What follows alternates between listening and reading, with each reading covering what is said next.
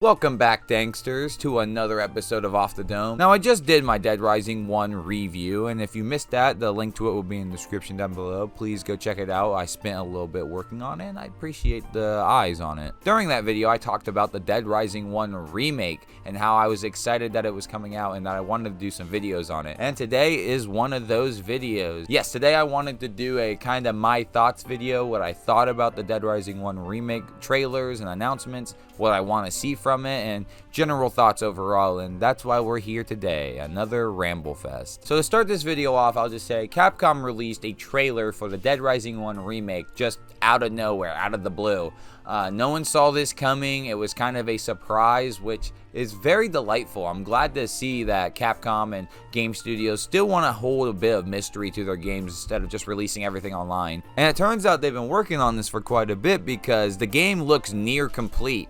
And it's coming out next month at the time of this recording. That's insane. So first they dropped the trailer and they said, hey guys, we're remaking Dead Rising 1. Oh, you want to play it? Well, in 2 months you can. To me, that is awesome, and that's how you release games. You want to make the trailer known, and then a couple months later, while the hype is still there, you want to release your title. A lot of game companies don't understand that, where they'll show a game, it'll lose interest, and when the game comes out, it'll flop. So I'm really glad that Capcom is like, hey, in 2 months it's here. Especially for a small series like Dead Rising, it definitely does seem like they're putting some love and attention on that, and I appreciate that as a fan. So thankfully, Dead Rising 4 wasn't the end of this franchise. We can all thank God for that. So like I said, it was out of the blue, out of nowhere. Capcom released a trailer about a month ago, and it was showing off a lot of details of what this remake consisted of. And there is a lot to go over here. First, I want to touch on the graphics. Now, just playing the original 2006 game, going through it, seeing how it looked pretty sound. The game still holds up to this day. But when they transition over to the new gameplay like they did in the food court, holy shit, the game looks so good. Like, I mean, I knew it was going to look good regardless because it's on the RE engine, but I cannot wait to play this. I cannot wait to explore Willamette all over again in this engine. And people were making the mistake, like, oh, should you play the original and then play the remake? Yeah, I'm going to say, you're going to want to play the original because that's what's going to enhance the remake. And we can all thank the RE engine, Capcom's little engine that could. Capcom has been using the RE engine for a while now, since 2017's Resident Evil 7, and they've been using it with pretty much every single release since. Did you know that Ghosts 'n Goblins, that remake that came out a couple years back, was on the RE engine as well? That's wild. But I can't help myself. Talking about the Dead Rising remake, I have to bring this up because it's lore for this channel. I made a Dead Rising 5 video last year sometime, and I said in the video that I hope we got a Dead Rising remake sometime after Resident Evil 4. Sometime after Resident Evil 4 was finished and over with, we would get something on the Dead Rising remake. In the light of all these remakes going around, I'm sure maybe that the first Dead Rising game will surely get a remake. Think about it. If Dead Space, a game from 2008, can get a remake, then why can't Dead Rising, a game from 2006, get one? It is of the era of remakes, and Capcom is really big in that. Maybe after the Resident Evil 4 remake, we might hear something about it. I don't know. That's my guess. So whenever I get the chance, I'm going to toot my horn about that, because that was just wild. Because we all thought Dead Rising was dead. We all thought it was in the ground. We didn't think that it was going to have a cool comeback like it's about to have. And I just wanted to bring that up. I'm sorry. Now, watching the gameplay and the stuff that Capcom has provided us, we can see that the UI and how the menus and the pause menu and all that stuff is set up is completely different than how it was in the original 2006 version. I do have to say, I do like the way it looks. It looks all cleaned up and modernized a bit. And while I do think the UI looks good, a fear is looming over me a little bit that I'll get into a bit later. Since we're talking about the UI, I'll bring up the weapons as well, since they showed it off. In one of the clips, you can see Frank West holding a barrel toward Carlito as he's being shot at. The barrel is actually taking the damage while Frank is able to move forward. And now, if you played the original, this is impossible. You can't do this in the original 2006 version. So I'm actually glad the remake is taking some liberties here and there. So the dev team did say they were making some quality life improvements, so I do like that they are adding that. I don't know if anyone noticed, but when Frank was walking around the mall, there's actually trash on the floor of the mall in the food court and maybe some other places in the mall. That's a really nice touch. It always bothered me how clean the mall was from the original game. It didn't feel like people were actually shopping there. It felt like it just got built and then the zombies took over. So to see that this mall looks like it's been used, it's been shopped at, people actually go here, is pretty cool to see. And it's a nice little detail I love to see. Another one of those quality life improvements I was talking about is the fact that you can fast forward time in this game, and oh my god, thank god. There was plenty of times in the original game where I was just standing around waiting for the case to activate because you really couldn't do anything until the case activated. I mean, you could go down and kill zombies, but when the time was so close, you just wanted to stay by so you didn't miss the objective window. Well, now you're able to fast forward time, and that is going to be such a big improvement over the game. I don't really know how much I'm going to use that the first time around because obviously I'm going to want to explore them all and see everything in its remake glory. But I can imagine in future playthroughs I'm going to want to use that, and I'm glad the option is there. Another big quality life of improvement is the fact they added stairs to the rooftop to get to the security room. Now, it has happened to me a lot, unfortunately on playthroughs I don't have recorded, but a lot of times survivors will just get stuck at the block that they need to climb up to get to the security room.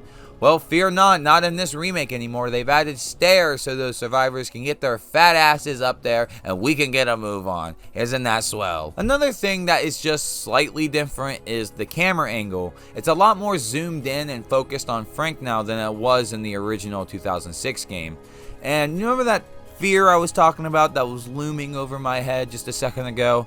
Here it is. I'm about to bring it up right now. So while watching the UI HUD and while looking at the camera angle, I don't mean to, I guess, toot my horn in any sort of way, but when I see a video game trailer 9 out of 10 times just by looking at the gameplay, I can tell how a game will feel. Now, in this Capcom trailer, they did say that they were trying to preserve the original feeling of the first Dead Rising game, and they're going to try to get it as close as they can. And that's all fine and dandy, but I gotta say, looking at this gameplay, it does not look like Frank controls like he did in the original game. And the fear is looming over me because I think they are borrowing stuff from Dead Rising 3. My least favorite Dead Rising game. The UI and the camera angle both remind me of how they were in Dead Rising 3 with how close it was to Nick and how simplistic the UI looks. God, I hope that's not the case because Nick felt kind of floaty but heavy at the same time. It just didn't really feel good to walk around with him. And I think Frank in the original Dead Rising game controls perfectly. Sure, if we could stop that one move where you accidentally tilt the analog stick up twice and he does that dodge roll, I swear to God that plagued my run so many times. If we can fix that, maybe that little problem, that'll be okay, but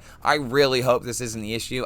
I mean, I know it's not really that big of a deal, but God, I hate Dead Rising 3. I don't know, maybe I'm being harsh. Maybe I'll give it another shot later on, I don't know. Now, one of the big things the graphics did show off is that everyone is getting a facelift. Obviously the graphics are nicer, so people are going to look nicer.